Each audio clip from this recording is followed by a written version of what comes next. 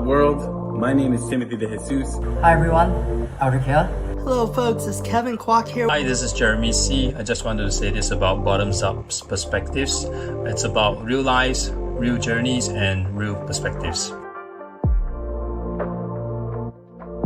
The whole idea behind bottoms-up perspective was from the word kampai, or in Asian culture, oftentimes we drink until the bottom of our cup is empty and we turn it over. So it's very much like just cheers, right?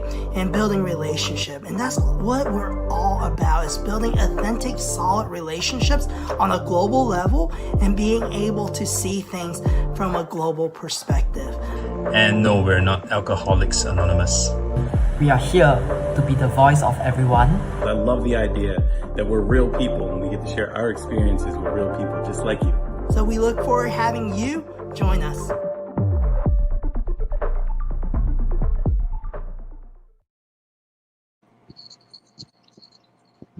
Hello. What's going on, LinkedIn? So it's a big day for us bottoms uppers. So we have the whole core group, no guests today, but we go talk spiritual. So Tim and Aldric's gonna do some preaching tonight, and we're just gonna listen. Kevin, the guest is here just so we can't see him or her. That's true. There you go. That's great. Maybe we shouldn't go there, So today's episode, we're going to talk about, the intersection between spirituality and business. And we thought it's a great topic because you see it a lot throughout social media, how different people are driven through, a higher being, or you hear feng shui is very popular in business, especially out in the East, where people pay thousands and even millions of dollars. I think in one of the episodes, Jeremey Sea shared where people would pay in order to position their design of their building and different things. Let's start there. So I love to hear. Let's start with Jeremey because we always start with Jeremey, right? Yay. So what's your faith? So Faith. So pretty much the question is like, hey, is there something beyond yourself that you believe in, that you rely on? Love to hear from you. Yep. Okay, so a bit of the background, right? So I don't think I subscribe to any faith particularly, but the people around me do. So my dad's what you call, Taoism. He believes in Taoism. I think my mom as well. And that means that since young, in the middle of the living room, there's like this altar, and then we'll have this, statue, little idols of the deities and gods and all that. And, my parents pray to it, that kind of thing. We have an ancestor shrine next to it, that kind of a thing. So since young, I've always been, burning the joss sticks and praying. In fact, I did that yesterday because it was the 15th of the 7th lunar month, Ghost Festival. So pay respects. So I've been brought up in that kind of environment. When things are not so good, or when you need some kind of a divine intervention to help things out, we visit the temple. My parents bring me to the temple. Even during key critical academic examinations, my parents will bring me to the temple and, ask for good luck, that kind of thing. We'll bring back, those yellow talisman. They are real, right?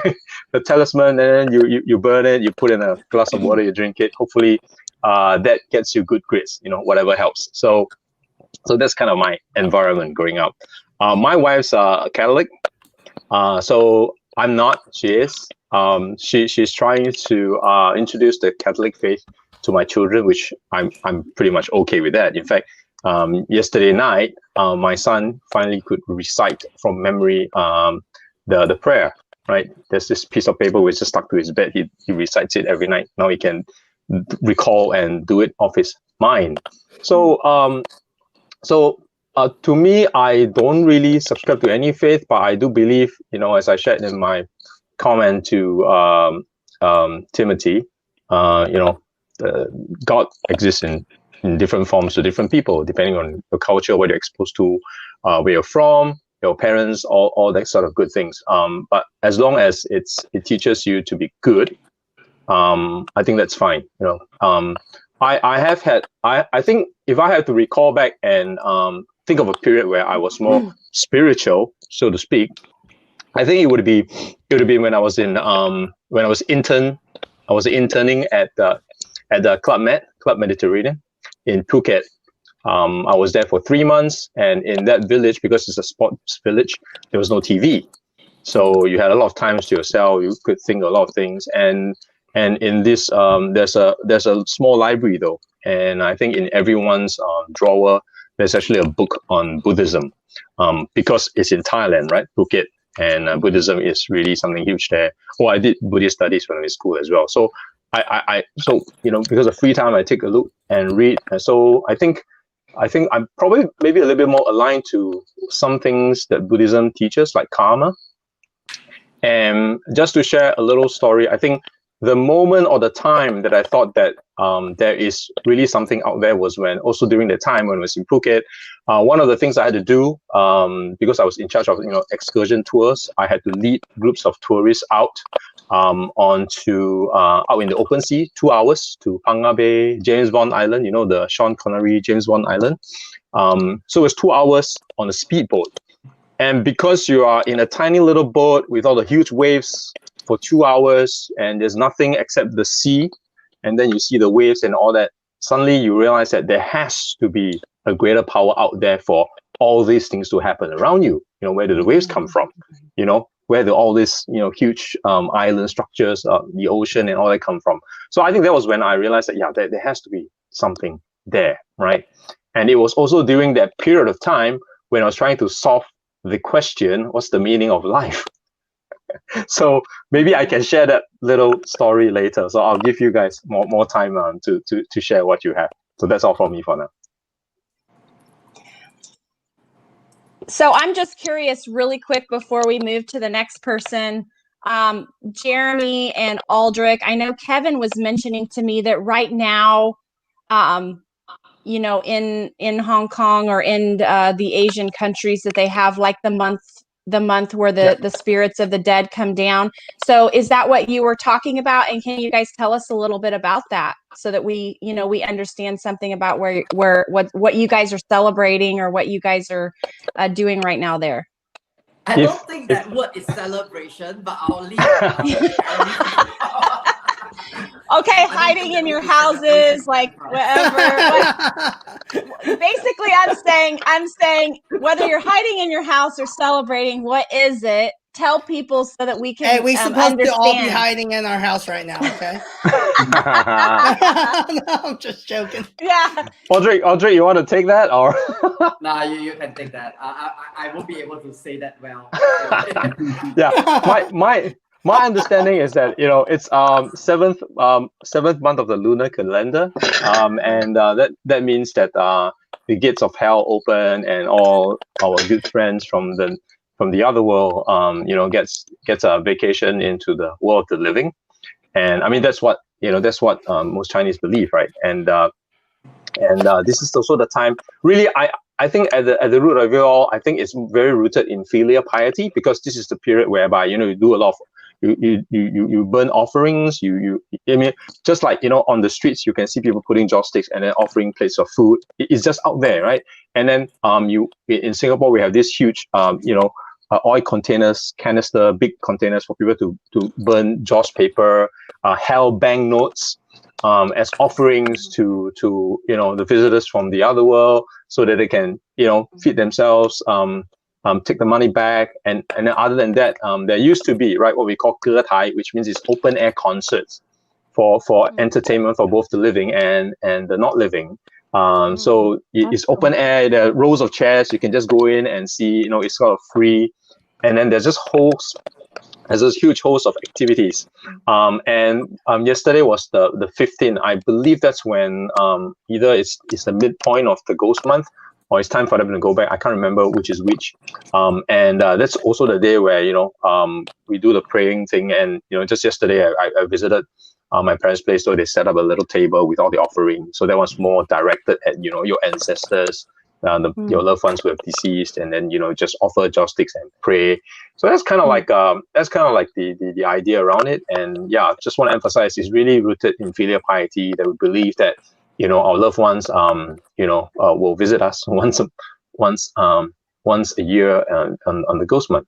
So for some, depending on their relationship, that could be a great thing, and they look forward to it. And for some, that might be a scary thing. You want to keep. I mean, I definitely know that if my grandfather came back to visit, I would want to make sure he's happy. While he's, we'll mark our calendar, Tim and Jen. We will not go to Singapore around this time. That's right. That's right. I don't want to meet anybody else's ancestors right now. I really don't. I'm sorry. God bless their souls, of course. But I'm sure yeah, they're lovely people, but So, what about you, Tim? Love to hear from you. I was born and raised Catholic, and very strict Catholic. I mean, there was like no other way. But I guess as I got older, I kind of looked at, I heard things about different religions. I kind of formed my own opinion, and I don't think there's like one right or wrong way, I guess, is what I look at it now. But my upbringing was definitely Catholic. I mean, every Sunday in church, kneeling on the pews, Our Father, Hail Mary, all that fun stuff. So that was my upbringing. That's good. What about you, Aldric? I had quite a bit of brushes with religion for the wrong reasons. So when I was in my teens, I was in the process of being baptized, but I backed off at the very last minute because it's studying the Bible is not a difficult thing. To go to catechism classes is not a difficult thing, but when you are at the last step and then you are like, oh geez, is this for real? Then I'm like, okay, then because when I read the Bible, I study and I think about things, and sometimes I think I read too much into it. So like any literature, I go the various levels down. I'm like, what's this literary work trying to tell me? And when I get into that level, usually I either embrace or I don't. So I had a very quick brush. I didn't proceed. I think also because for the wrong reason, because I went to catechism classes because of my girlfriend then. So I just followed her along the way. It's not about like that's how it usually work for us guys. Then God blesses you with it. Yeah. Then I think for a vast majority of my life, I just had a very free and open mind about things because I like to read. In a way that I grew up as a bookworm, in a way that I grew up as, it's a very confusing thing. I grew up as a bookworm and I had to go to the streets. So I have a lot of exposure, and I think exposure matters. So let's say I read scriptures from Buddhism, the New and Old Testament, and things like that, the translated Quran, and I'll try to find the common threads to see how people think about God. And then I'll try to strip away the religion layer, because I think anything that is very human is liable to interpretations and soft controls. So I would like to strip away that level of propaganda and just look at how people actually pursue God. So God, free will, free thinking. So pretty much I'm a free thinker. Now that I'm married, my wife is a Buddhist. I do in a way that I think. It's always good to have a little bit of blessing in our life. It's always good to have gratitude in our life, and therefore we communicate to the higher being. I think those are good things.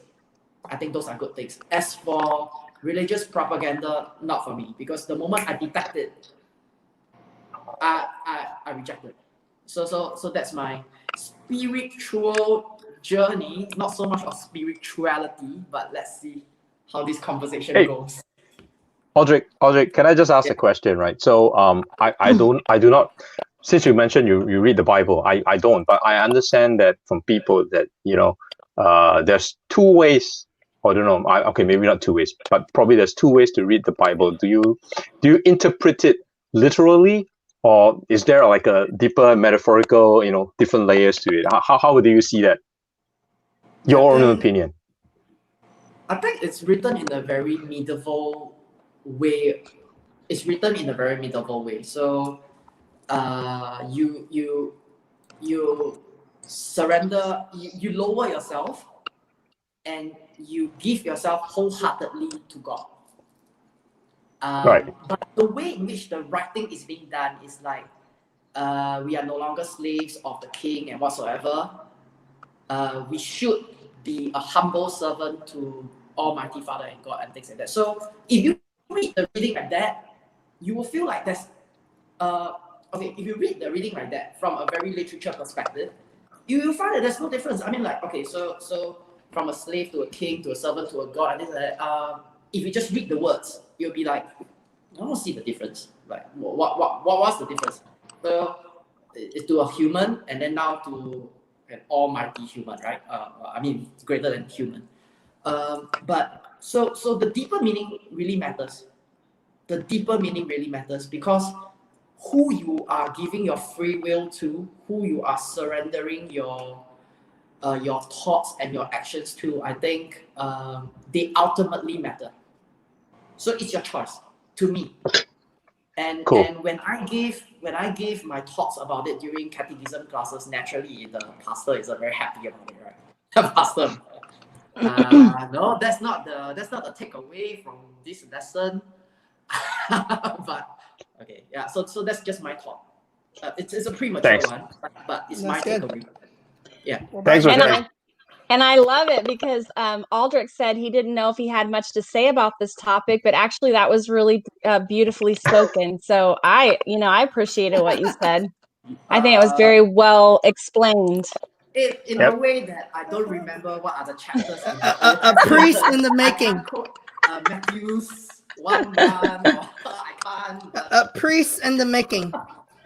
So following that girl still had some impact then, because it's still in there. It's still in your mind. So yeah. Can you get her on this chat sometime?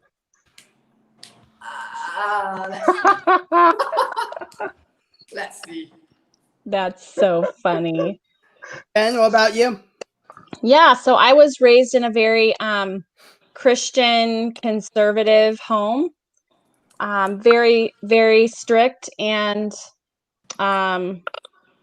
very just very religious is the only way I know how to put it. I mean, I do believe that my parents really do love God in the way that they understand him, and they believe wholeheartedly in Jesus, as do myself. However, I think that, and I'm okay with them hearing this, but I think that I look at it a little bit differently. I believe the fundamental message, and I believe that Jesus is God to me, and I don't expect everybody to believe the same as me, but I do believe that, and I love reading the Bible and learning how he walked the earth and his teachings, and but I don't believe I'm not into so much the American church doing things for a religious reason, meaning having to go every Sunday or having to do certain things in order to be a Christian. I don't believe in that. I just really believe it's all about love, that everything is about loving others as God loves his creation. And so everything I do is based out of just loving people. It's there's actually nothing else to it for me. It's just loving God and loving others and following Jesus to the best of my ability. And You know, the Christian religion is to me like any other religion. You can put a lot of rules on people of how they should act, what they should do. I don't agree with that stuff. You know, I just think if you do everything out of love, then you're doing everything right, and it'll take care of all of that. It's not about doing something. As far as just like spirituality in general, you know, we're described as spirit, soul, and body. And so I think, you know, I've traveled throughout Asia. I've lived in Asia. I'm married an Asian. And so from my experiences, like being in India, being in Thailand, visiting Taiwan, I always see people that they may not know who that is, but I feel like there's always a part of us that is reaching out for a higher power. We're always looking for something that's bigger than us. If we've given up on that, we tend to try to find something that fills the soul. And so it's either one or the other. I feel people are always looking for something to be God for them, something, whatever that is. So that's kind of my outlook take on it. That's good. So I guess I'll share next since I'm married to her. Kevin, you share. So mine's interesting. So I moved from Hong Kong to the U.S. So I grew up very probably similar to Jeremey and Aldric, my family, you know, and I wouldn't say they're really Buddhist as well. I think they worship the mighty dollar, you know, more than anything. You know? They're very Asian. I'm just being transparent, you know. So I don't know if they're really like a Buddhist, but there are days they would do stuff like my grandmother and different things, right? They're very, I would say, more Chinese culture, you know. So my parents immigrated to the U.S. 1987. So we had restaurants, so we opened up restaurants, worked for my uncle's restaurant. So during that time as a kid, I pretty much went to school, hung out with my sister, and then went to the restaurant. So there's really nothing to do at the restaurant when you're a kid. So there was no iPads. There was no mobile phones during my time. So you drew pictures of your parents' restaurants and you design signs. So maybe that's why I got into marketing. I don't know. You design signage on a piece of paper. And then there was these ladies, American ladies that wanted to take me out somewhere, you know. And so for me as a kid, I'll go anywhere, right? I just want to get out of my restaurant. It's so boring, you know. Either my parents put me to work, like wash dishes, or it's like, hey, I can go with these American ladies. So of course they took me to church, you know.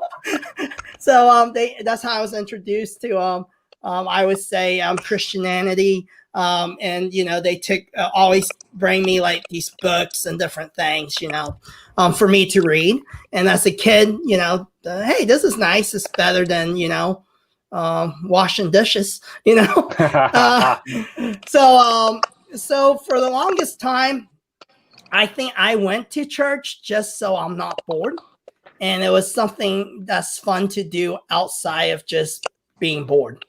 Right. And making dumplings. And it's crab rangoon. Yep. Crab rangoon. We had the U.S. Chinese restaurants. I call it big Chinese food. So it's not really dumplings, right? It's fried dumplings. Yeah, but they're fried. They're fried with cheese inside. Yeah. Yeah. So anyway, so during that time, I think as I got older, so I got kind of, I would say, the best and the worst of both worlds, the Asian culture and then the American culture. But I think it was when I was around 14, I went to what they call like a youth camp, right? And I used to be very shy. I'm kind of an introvert, you know. I'm still an introvert, surprisingly. As much as I am on video and stuff, I'm an introvert. So I got introduced to I went to this youth camp and met some wonderful, you would say they're youth leaders, right? And they kind of introduced me to like Jesus besides the childhood stories I read about all the Bible stories and stuff, right? And I mean, I think it was around when I was 14, I would say I really decided personally that, hey, Jesus is the Lord and Savior for me, right? And it was that during that time, I think I started really taking it seriously and understanding like, hey, there's more to life than just, you know, what I thought was life, right? I was a kid back then. But then throughout my life, as I got older, I started seeing where my faith come in. And throughout my journey and where, hey, I got to have my personal experience with God, right? And I think that's the thing with religion. I think oftentimes religions, people put too much, like Aldric said, there's that human element to it, right? Until you experience and have that personal experience, it's just a bunch of mumble jumbo, you know? It's almost like you can't see it, you can't touch it. We expect to believe in something. I mean, it's far-fetched, right? If right now I told you, you know, we can all walk on water, it doesn't make any sense, you know? If you read the Bible literally, it's goofy, you know? It doesn't make sense, you know? If right now you told me like, hey, your ancestors come visit you, you know, during this holiday, it sounds ridiculous, right? And I'm just being honest, right? But until you personally experience it, you embrace it, you see how your life changed because of it, you're driven by something that's more, you don't understand that. And I feel there's too many people caught up in how to do it, you know, just like social media, right? Until you experience an ROI because someone connect with you and pay you money to do something, you're just posting a bunch of content. It's almost like religion, right? You're just doing all the stuff and you don't really see it. Nothing happens. You just gain these little likes and little followers, right? But until you actually jump on the Zoom call and meet that person, you can't touch him. You can't see him. This all seems unreal, right? And that's how religion is to me, right? A lot of times religion, and then everyone tells you how to do it. Right? Same thing, social media. There's a guru for every social channel. And they teach you, here's the steps to maximize your social media. But hey, the way I do it and the way Aldric does it and the way Tim does it and Jeremy and Jen might be totally different, but no one's doing it wrong because there's really no right way. You know, if Kevin's good on live videos, man, someone else might be horrible at it and they shouldn't be on live video, you know, then they shouldn't do it that way. So how are you to go tell everyone, be on live video? You know, if the guy's scared on camera, and the same thing, we tell people, here's the way to God. A, B, C, D. It's not that simple. They have to find God themselves. And to me, stop judging and start loving. It's like Jen said, you know, because I think in all religion, it teaches you to love. And the reason I like, you know, I decided to follow Jesus myself is it makes sense to me. Because I don't think religion is a bunch of rules. There should be grace. And recently I was listening to this sermon because of all the stuff happening in the U.S. With Black Lives Matter and all this stuff. And it says, facts without grace is mean. Okay? And then grace without facts is meaningless. And to me, that's super deep during these times, you know? And I think, hey, we need to have grace for people. And we have to understand, like, hey, what does the God I want to worship look like? And we need to ask ourselves that. Is it a God? And they did a study. Majority of people see God as their parents, the way they see their parents, the way they view their parents. And I think a lot of times people have misconception because of their upbringing. Hey, that God's this tyrant. They're going to strike you if you do something wrong. And personally, I don't think that's how God is, right? And that's not a God I want to choose to follow, you know? You don't get to choose. So, Your God Please, chooses you. please hit me. Please hit me. I did wrong. yep. So, I mean, I I don't know, but that's kind of my take, you know, on religion. And that's how I, you know, that's how I grew up, and that's how I find God. And I believe, you know, our God's full of facts, but also full of grace and love. And I think love is what we all need, right? But at the end of the day, I think this is an interesting topic, right? Because we're talking on a LinkedIn is a professional network. This is a human resource no in America. And right now, Bottoms Up doesn't have a human resource staff. So it's awesome, you know? But I think religion plays such a big part, not just religion, spirituality, a big part in our day to day. Because so many people might be quiet about it, but they're influenced by it. The way they do business daily, the way they interact with people, the way they wake up and feel driven is based on what they believe. Yeah. So this goes to my second question, right? But before that, Go ahead. I just want to do a very brief segue to what you mentioned at the tail end. I think if we look at a higher level philosophy in which we think about life, ideologies manifested in different forms, we as animals of free will and thinking, we need to read and understand that ideologies can be written with an inclination. So, if I were to just branch off from spirituality and religion for a while, and we talk about books that has been published about World War II by a Japanese, Chinese, and American, they're going to write about the Pacific War in a very different perspective. So if all you have is one book about World War II written by a Chinese, your perception of World War II will be the Chinese one. We don't have to debate on the facts.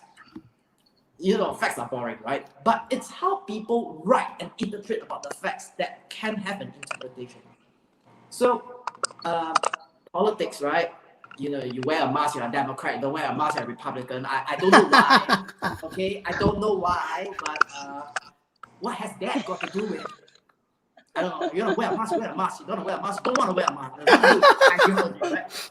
Okay, so that's one thing. And then so I think when it comes to philosophies and ideologies, you have one exposure. I think it's better if we have that interest. Just go for more protracted exposure. So probably you can have a better view.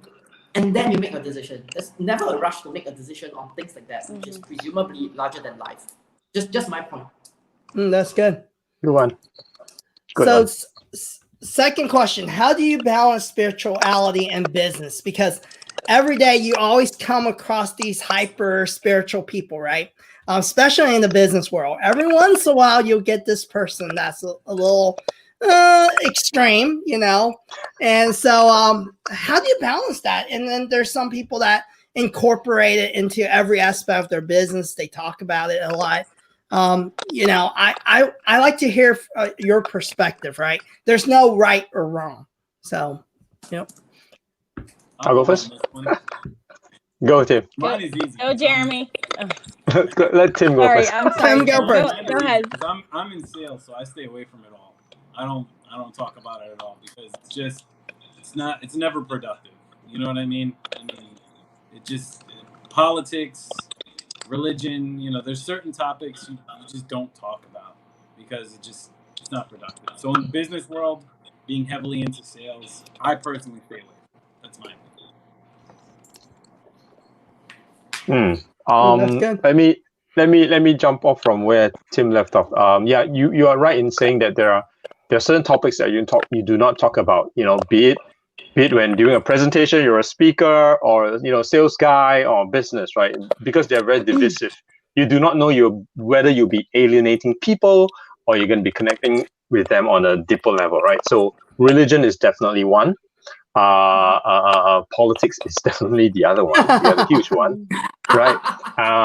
And then there's one more, which is sports, right? If today I go around and talk about cricket and nobody knows what cricket, how is it played, then you really alienate people. So I think what I'm trying to say is that I think for business, well, at least in this part of the world, I think people don't usually associate, unless sometimes on a personal level, business lunch, you want to know somebody better, and sometimes the really what you call that, people who are really believe in what they believe, they might share that personal side, and then religion comes into part of the conversation sometimes, right? Because they're just trying to spread the good word. So nothing against that, but usually people don't come forth and say, hi, Jeremy, I'm trying to sell something. By the way, I'm a Christian. By the way, I'm a Buddhist. By the way, I believe in whatever. So I think there's usually quite a clear line.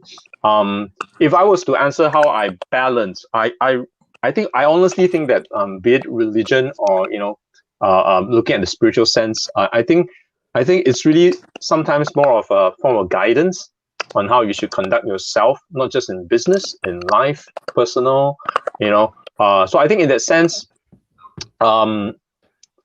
we should use religion, or be in touch with your spiritual self to guide you to do good. I think that's just really the basic, because if you throw that out the window, then business could mean anything, right? Will you be selling arms? Will you be selling drugs? Will you be trafficking people? So I think you need to be in touch with that sense because of the higher purpose. And I think I'm probably the one that mentions this a lot throughout our live chats, right? I'm kind of the morbid person. I talk about death and that kind of thing all the time. Yeah, right. Leaving this kind of a live chat video online forever so that my kids one day can, find a bit of my wisdom, if there's any. So I think I like to think of whatever I do, what is the legacy I'm leaving behind. So I think that spiritual sense sort of guides me. Hopefully be remembered as a good person when I enter the spirit world. So I think, yeah, that's not just business. I think it's just trying to do decent things that don't hurt others. Yeah. That's good. Is it me or is it Jen? Okay. Aldric. Toss a coin. Okay. Yeah. Yeah, I think like you correctly mentioned that once in a while we will meet iffy people like that, and I think the way to handle them in a pretty much in a safe zone is not to follow their topic and not to go head on, but just bring them up at the knowledge level. For instance, people who believe in cryptocurrencies or Bitcoin or the decentralized ledger model, it's almost like a religion, right? They espouse the decline of the US dollar or fiat currencies, and then there are people who look at currencies, and there are the people who believe in gold and silver and things like that. So how do you rebut a cryptocurrency enthusiast? So obviously, when they are enthusiastic, they are unstoppable, right? So you can't just say, I don't believe in what you say is bullshit, and there's no value, no intrinsic value, no trading value, and whatsoever. So I'll just say, but I think I'll just push the conversation up slightly to a level where we talk about monetary knowledge, just the evolution of money, and then there are what are the different types of money, and this is just really just one way of thinking about it. And is it really the thing that you can't see, you can't touch that matters, or money is really just an expression of our financial energy? So I think when we push them into the level of just sharing knowledge, it becomes easier for us to not engage in what they say, and it's easier for the both of us to actually just move away from what they want to say. That's what I think. So like I mentioned, right? Religion. If someone wants to push my button about a specific religion, I'll roll it up and just to say God, like God, and not so much about the religion per se. Because like I mentioned, human writings, they do come with an inclination. We can't write facts. Yes. So Wikipedia has done that. There's no point for us to recount facts, right? There's simply no point. So that's just what I think. I think using knowledge as a way to get a stepping stone for us to get out of the conversation that we don't like, I think it works. I love what you said, Aldric, because I felt that way. I felt that way for many years, where I really have to put trust and faith in an author. I have to really respect them before I go and dig into their stuff, into reading their books, because I know that even with facts, every person's opinion is going to have some impact, or it's going to play out somewhere in, throughout their book. It just will. That's just, we're writing from our personal experience and from our opinion. And of course, we're, including research and things in with that. But it's always going to have that certain, I don't know how to say it, a slant toward the way that they feel about a topic. That's usually why they're writing a book. And so, I'm very careful, even with spiritual books. How does this person live their life? Do they practice what they preach? I mean, are they a respectable person to where when I read that book, I know I'm really getting something that's going to add value to my life? So for me, I think reading books is important, but I don't just read to read. Because I'm not interested in sorting through everybody's opinion. I want to go straight to the sources that are reliable, that I trust. So that's just me. But I like that you keep saying that. It's going to have that person's opinion weaved into the fabric of that book all throughout. There's no way it won't. So, and everybody has a different opinion. They're like noses. Everybody has one. That's good. Yeah, on both of your points. When somebody's like really hyper religious about something, my take is just to, tell them I understand and hear them out. So the conversation one doesn't drag on for too long. And number two, so that at least they feel as though I'm listening and as you said, Aldric, not just dismissing them. So that's my take on when somebody's hyper religious. Kevin. What about you, Jeremy? Oh, you are sure. Yeah, your turn. My turn, right? Yeah, Kevin. I don't think Jen answered my question though. I can answer your question. I just, Aldric said, and I don't hear very many people say that. And so I just wanted to, say something about that, because that was really fascinating. But yeah, for me, like Kevin said, we have personal experiences and we decide who is God for us. And for me, I've had personal experiences, very extreme, exciting things happen in my life where I know that for me, Jesus is real. And so based on that, I literally live my life. I do always think about etiquette and being in business. And I don't sit around and think about, oh, should I, tell this person, what I believe, or should I talk about religion? I don't even think about it. I just go throughout my day. I do my business. I really try to keep etiquette. I don't talk about it a lot. I'm not interested in pushing something on someone. I'm interested in embracing them, helping them, and loving them.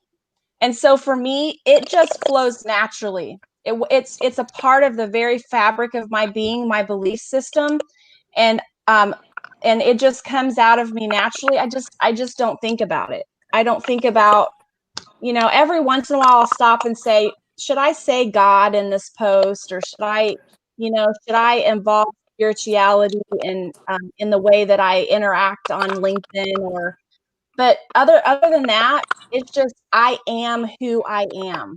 And so what is in my heart, I will come out eventually if I'm in relationship with you. And it will just be the caring Jennifer, and and I don't push things on people. I share my life. So when I share my life, you get whatever is down in there. So I mean, I just don't overthink it. I don't believe though in being pushy or,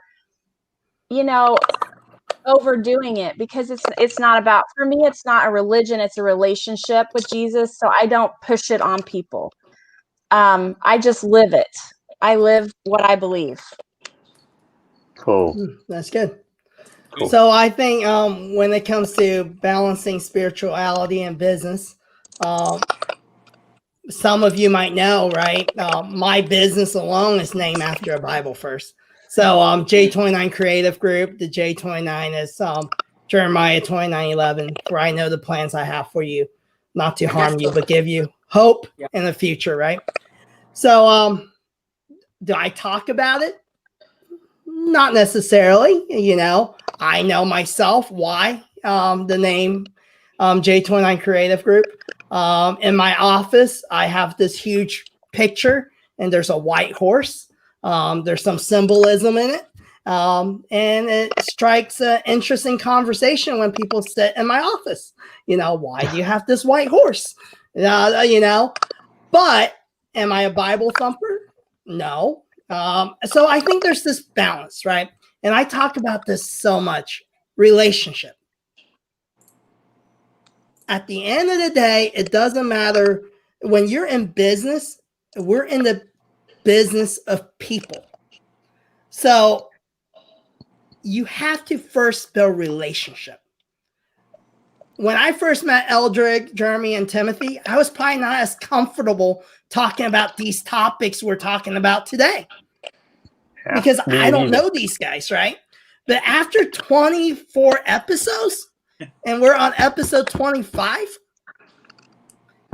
dude, I'm a lot more comfortable because these guys become family. It's like, dude, I meet with these guys and talk more than my own like outside family members, right? Besides the people that live in my house, right?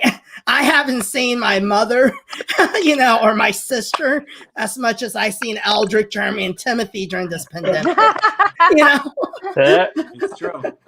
So I think it all depends on the relationships you build, even in business. Because once, if someone, example, when I was selling cars and someone walks up to the car lot, of course, I'm not going to talk about religion or politics. But let's say, hey, if they bought a car from me and they've done dinner with me, gone out with me and watched some movies, then, hey, maybe, yes, I might invite them to church, But it's all about the relationships. And I think in today's day and age, I respect people in a way that would stand up for something. People need a backbone in today's society. Too many people hide and not stand for what they believe because they're scared. They're so afraid to speak up on who you are. If you believe in Black Lives Matter and you care about that, live it. Don't talk about it behind closed doors. And then when you're out, in your business world, you're quiet, you either stand for something or you don't. If you believe in abortion, then you believe in abortion. If you don't, you don't. There isn't, I believe on it when I'm at work. And when I'm not at work, I don't believe in it. It doesn't make any sense, people. But that's what I call a hypocrite. Okay, Kevin. But there are people, especially I know maybe more in Asia than in other places. They don't want to choose a side, just be in the middle, right? There are a lot of these kind of people, right? But I agree with you. You should stand for something, and I've always thought that to be successful in social media, you just need an opinion. no matter what opinion, you need to have an opinion. I mean, can you imagine trying to be on social media and you don't have an opinion on anything? You just talk about both sides all the time. You don't take a stand. Then you're just somebody, a mouthpiece to just share both sides of the view but not take a stand. I mean, that's not what we were taught to do in school, like when we write general paper and that kind of thing. So yeah, I do agree with you. We need to stand for something. And for me, Jeremy, is if you don't want to participate, right, then don't talk about it behind closed doors, or when you're at work. Yeah. Exactly. There's certain topics I don't talk about at home or at work because I really don't care. So I just don't talk about it. That's exactly how I operate, though. You won't hear me really talking much about politics or religion because, to be honest with you, I don't like getting involved in either conversation. I have my set of beliefs, but I don't believe in, pushing my beliefs on you. And I really don't like, honestly, getting into conversations about my beliefs because it somehow devolves into an argument. And I'm not with it. I don't have time for that shit. So, but the worst is I always see these people that they would post, like, example, you'll even see on their Facebook feed they're one person, and then on LinkedIn feed they're another person, and it's like, so which side do you take? It doesn't make any. Now, if you see me on TikTok versus LinkedIn, I am two totally different people. I'm not talking about that. I'm talking about more like spirituality or politics, or I'm not gonna bullshit you. I'm totally two different people. Not that it's just two different sides of my personality because they're platforms. But I don't think it's as much that you have to say something. It's that you're living out what you believe. That you're not two-sided. You are what you are, and that's how you are, and you're the same with everybody. So, if somebody asked you, do you believe in Buddha? And you're going to tell the same, one person yes and the other person yes, or one person no and the other person no. You're not double-minded on, things. And this is kind of a joke, but I just happened to think with Jeremy what he was saying a while ago. So an influencer is supposed to influence, right? So if you are double-sided, if you're constantly just trying to keep everybody happy, you cannot be labeled an influencer because your job is to actually move people almost as a leader type, and affect them, not them affect you. So I was thinking when you said that, I was like, yeah, if you're going back and forth and sometimes this and sometimes that, you are definitely not an influencer. You're just a person putting out content of all kinds. Yeah, but unfortunately, that's the reality of a lot of influencers. I mean, if you really look at if you pay attention to a lot of influencers, like hardcore influencers, their stories change a lot from day to day. So, I don't know. Yeah, I don't get into the whole quote unquote influencer thing. I'd be a shitty influencer because if I didn't like your brand, I'd be like, I wouldn't take the check. I'd be like, yeah, I'm good. I'm not gonna be like, yeah, cool. I'm gonna take a check and say something that's completely against my moral fabrics just to get a check. It doesn't work for me.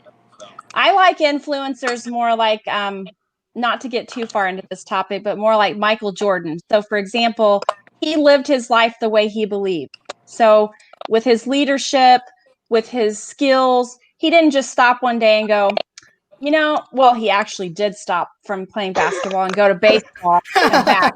I'm just saying he didn't all the stop in the middle of his basketball career, like right in the middle, and go, I've always wanted to be a fashion designer, so I'm going to go and design shoes. Okay. But it did so happen. He can't design shoes too, though. He did, but I'm just using that as an example. He didn't go just stop and, do everything differently and stop believing in what he believed. So he had a skill set and he went after it full force until the end. We all have dreams and goals and stuff, so he did baseball. But anyway, what I'm trying to say is that him just doing what he did made every young kid want a pair of Michael Jordan shoes, for example. So, but it's not him necessarily trying to sell shoes. He sold shoes because he was as himself, he was a leader. He was an influencer, even without trying. And that's because he was living his beliefs. That's what I'm trying to say, I guess, in all of that.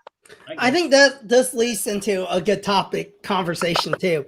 So, how much spirituality helps you guys with your everyday? Oh, I'll jump in. doesn't So now, the outside of religion, right? Let's not talk about religion right now. More like spirituality of, yeah. I'll jump in on that. I believe in faith, I guess, more than fate. But I would say that, I've definitely taken some risks in my career. But those risks are because I have a faith and a belief that, the path I'm going on is the path that I believe in. And so I'm going to follow that path and that things are going to work out. And it's not to say that it's not calculated. The risks are very calculated. But at the same time, as I'm doing things, I'm looking at big picture and saying, okay, yes, this is something that maybe is not the safest choice, but I have faith in it and I believe in it. And that's, I think, where my spirituality comes in, is just that kind of faith and belief in what I want to do and what I'm going to do. And that, there's going to be bumpy roads, but at the end of the day, I feel as though it's going to work out. So that's my take on it. That's good. That's good. Yeah. if I may go, I think for me, when things are going good and well, you probably don't think about it. At least for me. Mm-hmm. But I do recall that when I was in a very bad headspace, out of a job for more than a year, and it's just terrible. It was just a terrible time.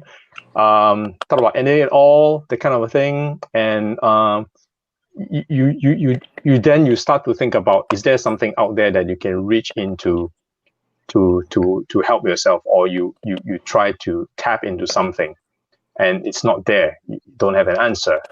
And when I reach that kind of space, usually I'll tell myself, things happen for a reason. Very cliche, I know, but it's kind of weird to tell myself that things happen for a reason. I may not know why this is happening now, but someday I will be able to put the pieces together and understand why I have to go through what I'm going through now. Mm-hmm. If I have to answer that question and put it on a daily basis, it's only when I'm down and out I will start to go into that direction and think about on a, for lack of a better word, spiritual sense. What is it out there? Why is this happening? Is the universe telling me something that, or universe trying to show me a path that I may not see yet? And then I will have to reason that out myself and be convinced that there is something down there. I just need to go through this. I will find out the reason later. And sometimes I look back and I say, yeah, now I know why that happened 5 years ago. Otherwise, I won't be doing this. For example, when I lost my job, I was not on LinkedIn. I looked into LinkedIn. Put it this way. When I lost my job, I realized that I have nothing to show for. And then I realized that whatever I built in company XYZ is gone the moment you leave the company.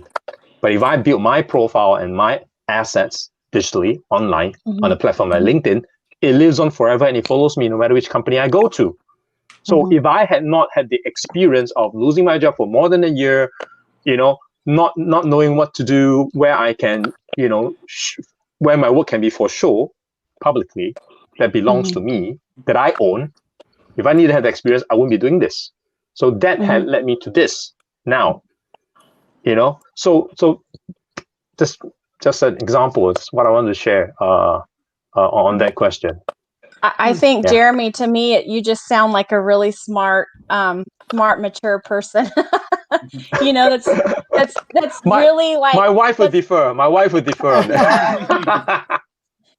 But I mean, that's really like taking all your experiences and, they're not crushing you, but you're using them to become more wise and to move forward and to make different decisions or better decisions I think that's awesome. Who's next? Aldric, I think, right? Aldric. I'm not too sure how I can answer this question of yours, but I think in tough times we all need some form of support, and that the path ahead of us is illuminated, just that we can't see. For some reason we can't see it. I think it was in one of the books in theoretical physics. I forgot who wrote it, but it says that ants can only see 2 dimensions. They can't really see up and down. So if you literally move one ant from a trail and put it somewhere, the ant will be confused that what just happened to me. So I think when we talk about dimensions that are beyond our comprehension, so beyond the 4 dimensions, right? The 3 spatial ones and 1 on time, then in times where we are depressed, of course we will look for, and we will try to think and try to connect with the higher being up there who can see what we can't. I can appreciate that. I do that too. Just not that explicit in a way that people interpret prayers and people approach God. To me, it's very. I'm not exactly an introvert, but I look inwards. So when times are tough, I like to take a quiet moment, closing my eyes and just reflect, or I'll just write on my journal why things are like that. So when I get to vomit out my insecurities and my emotions, I think I feel better, and then I can push ahead again. I think part of that is because of the way my aunt has influenced me very much when I was very young. So it's always about, young chap, it's about you. It's always about you. You have to solve all your problems. No one can solve your problems for you. No Buddha, Allah, Jesus can solve your problem for you. You solve your problems. Jesus is not going to do your homework for you. Allah is not going to take an exam for you. You have to go to the exam and take it. So solve your problems. So I think in some way that has influenced me a lot. So I respect the way people do their prayers and things like that. For me, most of the time, it's just looking inwards and just managing myself. I think that matters. At the end of the day, it's about managing ourselves. And let's not be too invasive in a way that we do things that are good for us, in a way that we impose our thoughts on other people. No, I don't think that's the way to go. I seriously don't think so. There's room for diversity. Yeah. Jen? What was the question again? I was just enjoying listening to everybody. I was so like listening to what he's saying and thinking that I totally forgot the question. Sorry. Yeah, the question is outside religion, like how does like the whole idea of having something that drives you or whatever, day to day. Okay. Again, for me, it's kind of part of the fabric of my mental state, my mind. I've probably spent most of my life trying to be aware of God personally. So I'm so used to it now that it's like I think about him a lot. I mean, he's a part of most of what I do throughout the day. I think kind of what Brooke was saying too is placing love in your heart. So I'm always looking inward and upward to make sure that I'm being intentional. How am I responding to this person? How am I responding to this situation? Am I being loving? Am I being kind?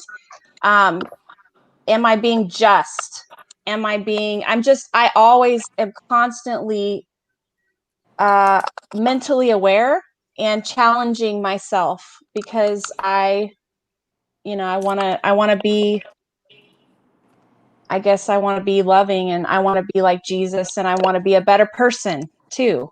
You could say it that way as well. I want to be known for that. So it's very important to me. So I feel, he is part of every every moment of my life. So as soon as something comes up, I'm like, oh God, what do I do with this? What do I do in this situation? You know, I don't know how to handle this, you know. Oh, this person just mistreated me, you know, how do I deal with it? So yeah, there's a lot going on in the world. How do we process it? You know, so yeah, it helps me. It helps me. So for me, I think from day to day, what keeps me going is just for me is purpose. You know, so for the longest time, you know, personally in my life, right, life just doesn't make much sense to me. So I'm one of those guys that feel like life goes really fast, like time. Like I listen to some people and they're like, oh man, oh, you know, when does, you know, 8 o'clock come or whatever, right? Like the clock is just so slow for them. For me, it's like, I don't have enough time. Yeah. You know, it just goes so fast, right? It's already nighttime, you know, and it's like, oh my goodness, I still have a stack of stuff to do. And even in corporate life, I was like, dude, there has to be something more. Like, I feel like we live, for me, I always challenged it.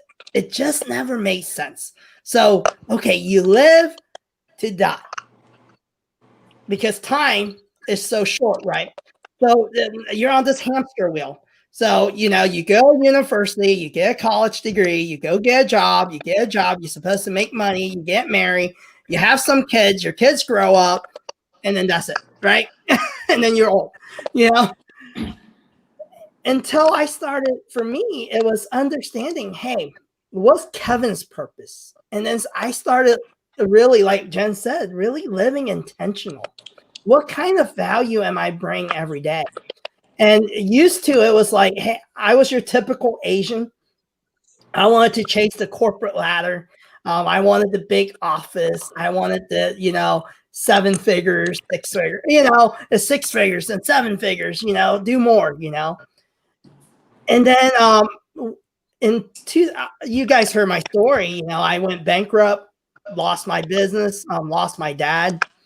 And I was sitting in the floor of my business and I was crying one night and it struck me, you know, I go, there's no purpose in just building these businesses that, you know, make it, right? To me, there's no purpose. There has to be something more because when you lose everything, you know, a lot of the so-called friends you thought were friends, they all just disappear, right? And then all of a sudden, 60% of the people that call you don't call you anymore. And when you're in trouble, it's like, hey, can you help me? No one's there to help you, you know, and you're alone, you know? And so I'm like, what's the point of building these things, right? And then I started searching for purpose, right? And my purpose today, I feel like, hey, I know why I am on LinkedIn, why I do what I do. If I can help my staff member or my team do better, I'm happy. If they leave and go work somewhere else, that's awesome because I've been there. You know, going to an 8-to-5 job isn't fun. It's not, you know, it's an 8-to-5 job, you know, and, you know, it's when you start discovering, hey, I can be intentional and choose to wake up and do what I want to do and have enough money to be able to at least have peace of mind. And for me, that's enough, right? Then I can have purpose in life doing stuff like bottoms up perspective, you know? I can be out here, have a voice, you know, with people I enjoy being with. And if no one listens to this and no one watches it, it's okay. Yeah. You know, I'm enjoying it. I'm having a good time, you know? And same thing with my business. If it fails, it fails. Worst case scenario, I have this right here. And it's like Aldric said, is on us, right? We can go make things happen again. You can go mop a floor for several months and save up and start another business. The opportunity's there, right? And for me, is every day is like waking up knowing, hey, I'm alive. And that's enough purpose for me. And it's like, why be negative, and it's like, dude, I'm still alive, you know, and there's things to do. There's people to love on, you know, there's value to deliver. And, you know, if you got a skill set, teach someone else, you know, don't hoard it to yourself, you know. And I think that's what it's all about, you know. So that's my take. So He better be glad he's alive, because if he wasn't alive, I would kill him. Sorry, Aldric. Go ahead. No, Go ahead. No worries, Sorry. no worries. And I think you have brought us to a place where spirituality can be evaluated in various dimensions, and we don't always have to get to that level beyond humans, but we do and we can have a higher level purpose for ourselves. I think the term that is invoked is the North Star. But the thing is, there's a lot of things that people espouse. It doesn't bring fulfillment to us. And fulfillment to me has to be capital F. Fulfillment in life has to be capital F. It's just like truth. It has to be capital T. There's no small t. What I mean by that, does work-life balance always work for you? Does it work for Chen? I don't think so. Does it work for Kevin? I don't think so, right? Do we always have to pursue, no, is it always right to pursue happiness? I don't think so. I want fulfillment. You can kill me today, but I want to feel fulfilled, right? I don't want to do the easy stuff to feel happy. I want to do the challenging stuff to know that I've improved. So that I know when I collapse into bed in the evening, I'm satisfied. And I sleep like a baby, like, and then I wake up next morning, I was like, oh, okay, yes, let's go again, right? So that's because he worked 18 hours. Yes, and things like that. But to each of his own. That's what I mean, right? At the level where principles matter, fulfillment can be interpreted in very individualistic manner, and we really have to question ourselves, right? What is it that speaks to us in life? Not everyone wants a 9 to 6 or 8 to 5. Not everyone wants to punch the clock so that they can get home. And I'm not against this group of people. I'm just saying that beyond this group of people, there are others who are like, hey, that doesn't make sense to me. I want to do more in my work so I can get better, so that, you know, I can be someone who's well known in my field, in my specialization. I think the ultra billionaires this decade, this century, they work their ass off. They're not sipping martini in some Maldives beach. They sleep on the factory floors. I don't think that they are unhappy. I don't think that that they are thinking about a 9 to 5. I don't think so. They're thinking about how to make their life count. And I think that matters, because once we start really engaging with our inner self to make our life count, we are putting the soul back to our body. We are putting our souls back to our body and stop surrendering it to mindless ideals that is being espoused by the mainstream media. It doesn't work. It doesn't work. At least that's to me. Just power on what Kevin just mentioned. Yeah, I think on that point, I think you're absolutely right, Aldric, and I think also, but everybody has to look at their lives individually and kind of decide what works for them. Because some people, you know, would drive themselves batshit crazy if they tried to work like, you know, a multi-billionaire, right? Not to mention if they don't have the knowledge and skills to back it up, that, you know, they could waste a lot of time working and being unproductive and not making money, or at least working towards making money. So I think everybody has to be individual in how they do things. But yeah, you're 100% right from the fact that, you know, the people that are mega billionaires, they have no problem working all day every day, they have purpose, they believe in their purpose, they have a vision, and they want to achieve their vision, and then they feel fulfilled once they've achieved their vision, and obviously they get mainstream recognition for it. So, you know, but I think everybody has to do what works for them. You know what I mean? Not everybody's built to work 18 hours a day. I just if I could round this up, I mean, okay, I'm trying to do that, right? You know, we hear a lot of words just now, fulfillment, purpose, meaning. I think I would recommend, you know, you guys to grab this book called How Do You Want to Measure Your Life? I believe it's by the same writer who wrote The Innovator's Dilemma. What I got out of the book really is I think you need to think and look inwards to yourself. Think about how would you want to measure your life? Is it by the amount of money you have?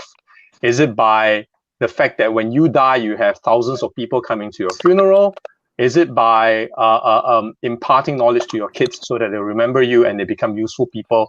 I think you need to work out how you want to measure your life, such that you can find your meaning and purpose and fulfillment. I think that's how I will round it up. But before that, I want to go on to my next point. I talked a little bit earlier when I said that I was looking for the purpose or other meaning of life, right? And Kevin said exactly was my conclusion, right? Life is death. The moment you're born, you're on that journey to death. Life is death. But what I wanted to do and twist this around, right? We talk about spirituality. I just want to throw this out there, right? What if, just a big if, there is no such thing as spirits? You know, any one of you guys watch Game of Thrones? It's just like how Jon Snow died, and they asked, what was death like? Then he says, just as nothing. There's just nothing there. What if there wasn't an afterlife? What if there's no spirits? Then what would you do? Because I keep, in my journey to find the answer what life is, right? I was also trying to figure out what is there an afterlife? And the big question we have to face is, what if there isn't an afterlife? What if there isn't? That means the moment you close your eyes, that's it. Done. Gone. And the best answer I got from that actually was when I finished up my 3 months internship in Phuket. I was on my journey back on the plane, back to Singapore. I was sitting next to this, I believe she was American girl, a young girl. She just took a year off, her final year, to travel around the world, and just had this conversation with her. I think I do remember she was quite pretty. That's why I talked to her. But anyway, so I asked her, what happens if you close your eyes and there's no afterlife? And the best answer I got was, then it doesn't really matter. You wouldn't even know. And I was like, wow, that was so profound. And I still remember it to today, that answer. So I guess I'm trying to link the 2 points together, right? If you think about it, if there isn't an afterlife, if whatever we talk about today doesn't exist, there's no other world, there's no spirits, there's no gates of hell, there's no ghost month, there's no ghosts, then how would you want to live this world? What would you measure your life on? That's just what I want to part with for today's episode. Yeah, no. I hope I make sense. That's awesome. That's good. No, that's awesome. And I think also that, on your point of that, I think you got to live every day to the freaking fullest, because we never know when it's our last day. And this year, if any year has proven that, this year has proven it. You know what I mean? I mean, just beyond the pandemic, we lost some really major people in society. So you really never know when your last day is. So you got to live every day with purpose and enjoy every minute you got on this earth. And don't get caught up in the mundane bullshit. So I have one last question for all of us, right? So that we can throw some golden nuggets out there. What helps you stay positive during these times? You guys help me stay positive. Really, seriously. I look forward to doing this. I've admitted so many times I really don't know what to say. I really don't know what to say. How do I get prepared? and that kind of guy that I hate it when I'm not prepared, especially for this kind of thing. And sometimes you just can't. And I think that helps because you just speak off your mind, off your cuff. Yeah, you guys helped me positive. I mean, we started this before the pandemic, like a week or two before all the lockdowns keep happening. I think this helped get me through in a way because I got something to anchor my mind on every Thursday. Before that, a day before that, we try to post something related to this topic. Helps get my mind off certain things, right? It helps me get my mind off all the mundane stuff, and I get to do something that's exciting, that I could be myself. I can speak, and hopefully somebody finds value in that, and the feedback we get. I mean, this is just awesome. This is what keeps me positive, if anything else at all. Yeah. That's awesome. You guys. Awesome. I'll go. Definitely my daughter. She keeps me positive. That's true. That's the one person in the world that I look forward to seeing all day, every day. So awesome. That's my positivity as well, for sure. I do see the change in you when you talk about Isabel. You lighten up. Yeah. You do. She's my favorite person in the world. For real. That's awesome. It's very obvious, brother. It's just very obvious. For me, just adding on to what Jeremy mentioned previously and onto your question for closing. I think acceptance is very important. I am always amused how people think about afterlife when we are struggling with our life. In an unemotional and factual way, and that I think a lot of people might feel the albatross around their neck when they think about going up in their afterlife or going down. So whenever I'm caught into these kind of situations myself, I just accept it. I just tell myself I'm going down. So live a good life. I'm going down. A life that is fulfilling for me, and do it. So I accept it. I mean, like, I know I'm going down. It's okay. I'm with you there. Don't worry. I always told myself I'm going down. I don't know about that, but that's just me. And I think to Jeremy's hey, once point, a year you guys get to come back up and celebrate. Yeah. That's one thing. And to Jeremy's point before this question, how do we measure our life? I think these are the kind of questions that are always very easy to ask and very easy for authors to write about, but it's very difficult to actually give an answer unless you keep thinking about it. So I have two, because I keep thinking about it. One, I cannot live my life in vain. I can't, and I won't allow myself to do that. So things like being happy, 8 to 5, go for annual vacation, and 6 digits is not something that I will pursue. It's nice as part of the journey, but it's not something that I'll pursue. The second thing that I keep thinking about, which I think will be a lot more relevant to the four of you, not so much about me, is intergenerational wealth. And it's not about the money. It's about the freedom to choose. Having the option to choose what we want to do, whether it's commercially lucrative or not, it's a game changer for our next generation. If your next generation, for instance, for non-Americans, if they want to pursue sports, it's not very lucrative.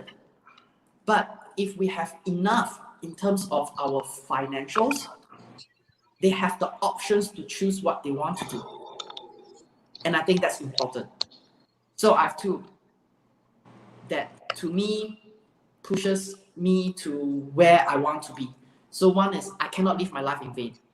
Of course, that's a matter of vanity, right? The other one is intergenerational wealth.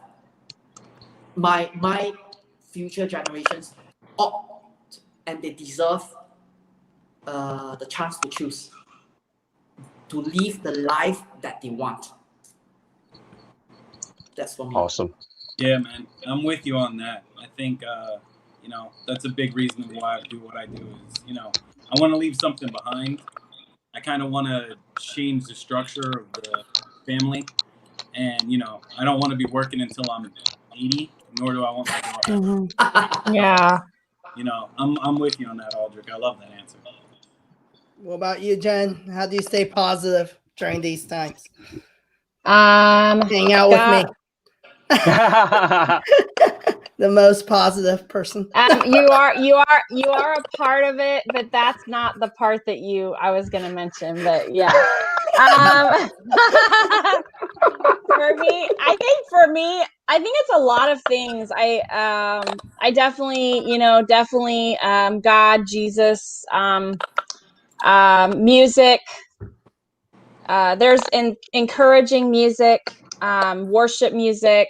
Any type of music. There's a lot of music I think that breeds positivity in our lives.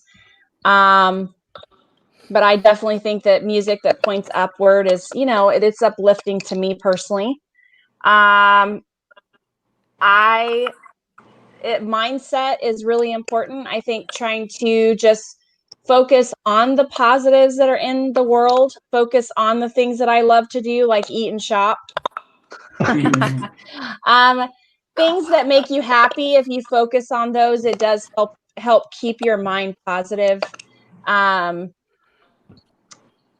trying to think what else. Definitely my kids and my family.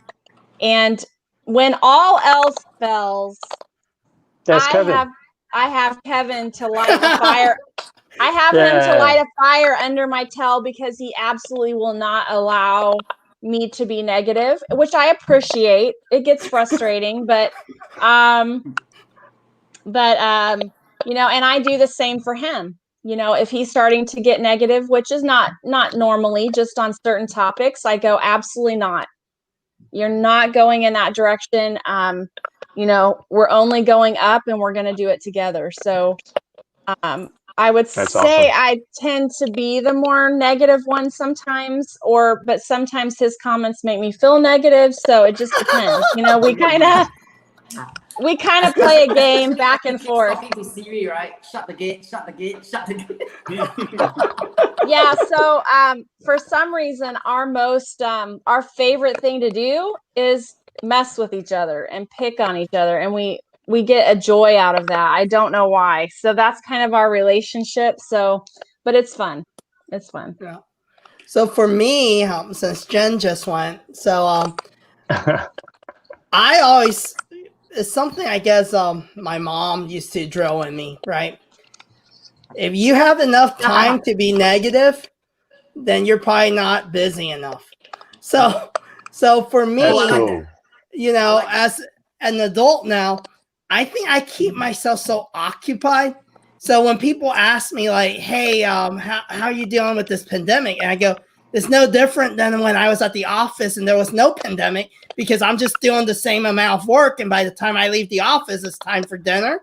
And then I got to put my kids to bed, and then it's time to go bed, and I am you can say I'm boring, but I keep myself pretty occupied, and my mind doesn't even go there. Because if I'm always thinking about the next proposal, or handling an employee situation, putting out fires at J29, and now Jen decided to convince us to get a puppy. It keeps me preoccupied that I don't have time to even go there. And I think another thing I think that helps me is just as soon as I catch myself start getting negative, I try to start looking at, dude, if you think you have it bad, I start, you can say, it's cliche, you count your blessings, but I do that. I start going, okay, you're alive, Kevin. There's people during the pandemic that don't even know how to put food on the table. There's a lot of people that are doing a lot worse, and the U.S. isn't that bad at all, compared to other countries, right?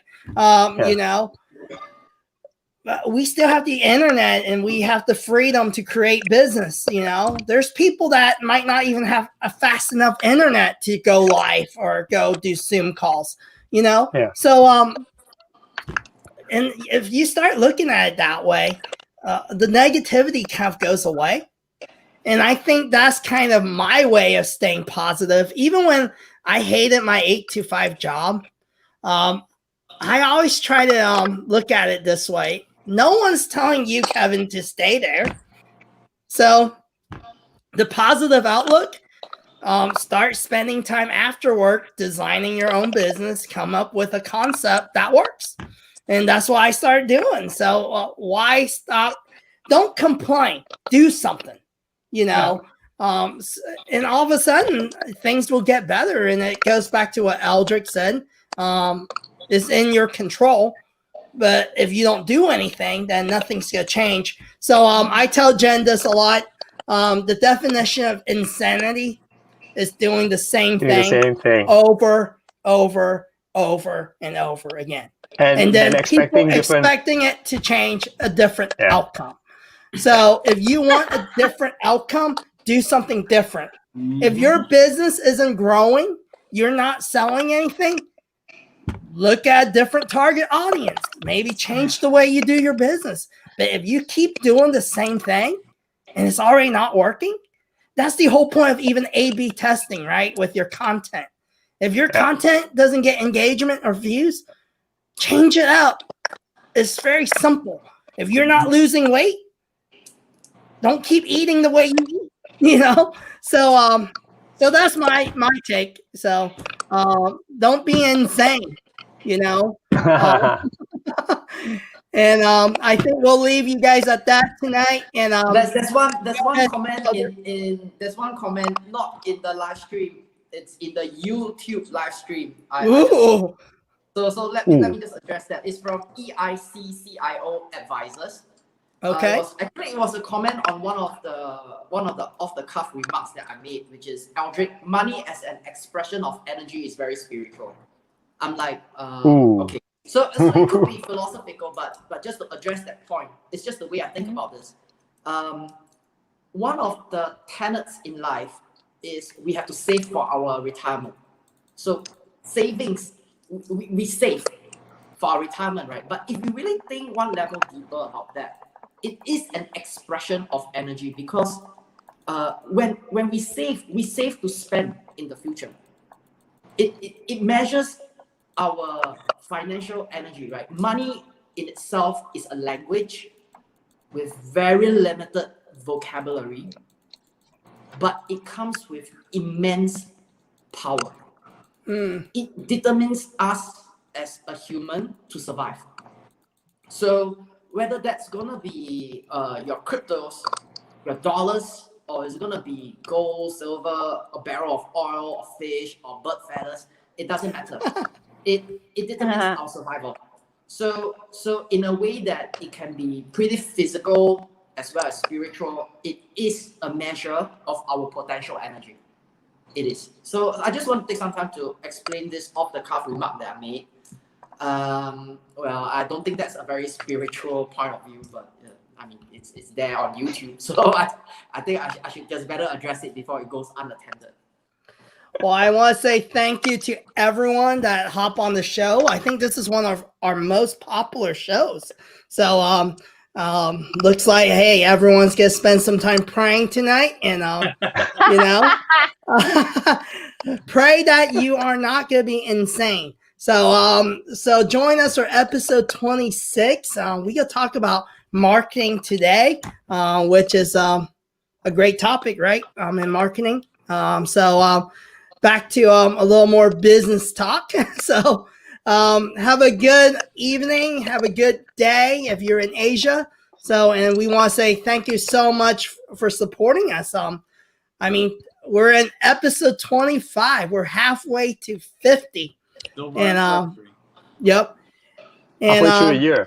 Hey, and any of the audience out there, I know there's still quite a bit of people. If you ever want to be part of our show, and feel free, talk to Timothy, Aldric, Jen, Jeremy, myself, DM us, send us a message, and hey, join us. You know, the whole purpose of Bottoms Up Perspective is it's not some show for someone that has 20K followers. We don't care. It's about everyday people on a journey called life. and life isn't easy. It's a way to connect with each other. We have a bottoms up page. We have a group where we actually just support each other. It's not some engagement pod. You don't have to comment on people's posts if you don't want to. It's really, hey, how can we help each other out? We have within our own group, and I think within our bottoms up private group, we're about 44. Is that correct? About there, yeah. Like that, I think, yeah. Yeah, and Yeah. I mean, we've passed referrals to each other, help each other out. I know Jen talks to the ladies, just even if you guys just need encouragement, right? And during this pandemic, I know sometimes it's hard. You're at home, you aren't interacting with people as much. And I agree with Jeremy. This group gives me something to look forward to. It's almost like hang out with friends, you know. So feel free, join us. So Yeah, and if you are if you would like to be part of the women's portion of this, we actually have a private group where we chat. Aldric calls us the BUP dash F, so BUPF. So we're bottoms up perspective female. We get together once a month on Zoom, and we have an amazing time. So whether on or off the clock, you know, we just enjoy chatting and supporting one another.